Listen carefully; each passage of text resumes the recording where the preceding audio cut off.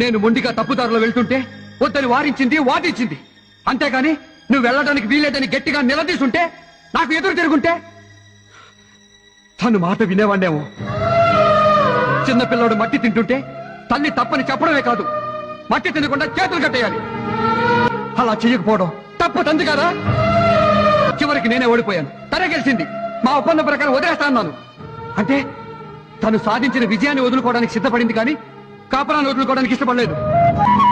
అలాంటి భార్యను వదులుకోవడం జీవితంలో నేను చేసిన సరిదిద్దుకోలేని తప్పు.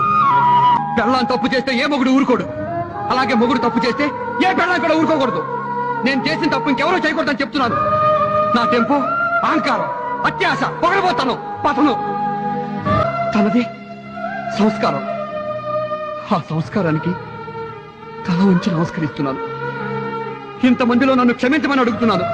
జీవితాంతం తనతో కలిసి నడిచే అవకాశం ఇవ్వమని అడుగుతున్నాను. Please please Vijaya.